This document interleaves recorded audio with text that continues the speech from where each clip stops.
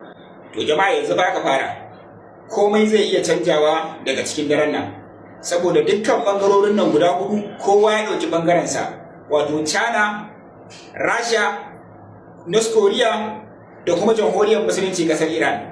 Kasashen nan guda hudu kowanne ya dauki bangarensa, a inda kasar China ta dau alƙawarin za ta taimakawa dakarun musulunci na Yemen da duk taimakon da suke yi da kuma nuna musu inda za su dinga kai hari, wanda already yanzu sun fara.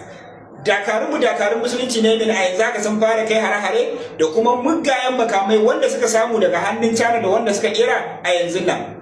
A inda North Korea kuma ta ɗauki nauyin dakarun musulunci na Lebanon, wanda su ma za ta ba su duk iya taimako na bayanan sirri na tauraro dan Adam, inda su ma za su fitar da aikinsu gadan-gadan.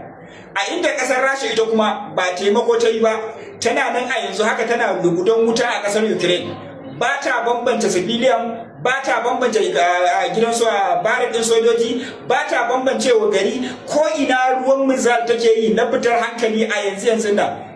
Jamhuriyar musulunci kuma wato kasar Iran tana nan fa yanzu ta ce ba magana tsagaita wuta, kuma ba magana sulhu, tunda har aka kai marhalar da Sayyid yayi shahada fa yanzu ta rufe idan ta ba gani.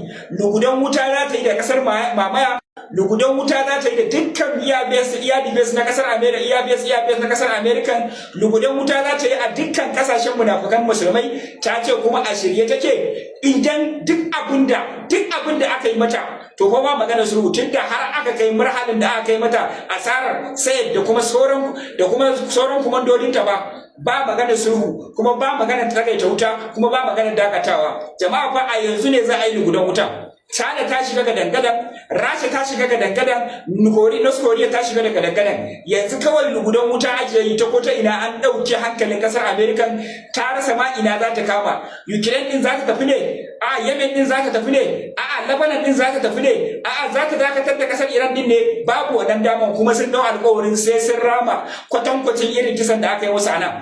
Ni kuma nace jama'a da Allah dai dage da addu'a, mu kanmu ba ma kauna sulhu, mu kanmu a wannan abin da ya faru wallahi mun yadda ai tashin duniya ma gaba daya, a kashe kowa, a yi amfani da doki da ma uban kowa ya mutu, wallahi shirye muke da dai wannan bakin cikin, da dai mu ce a rayuwarmu muna ji muna gani ba mu da wata kasar musulmi guda daya wacce za ta ɗaga wa Yahudawa hannu, wacce za ta ɗaga wa ƙasar Amerika, wanda ba za ta kwanta wa ƙasar Amerika ba za ta kwanta Yahudawa nan ba, wanda ta tsaya wa Allah, ta tsaya wa Annabi, da a ce babu ita wallahi wanda mu mutu gabaki daya. Saboda haka mu ci gaba da addu'a fa, komai zai iya faruwa. Yanzu aka fara, a ci gaba da addu'a Allah dan marar da wa'annan munafikan kasashen da kafiran kasashen, ubangiji Allah dan marar da su kuma Allah ya ba su sa'a. Ai sun toshe hanyar sulhu.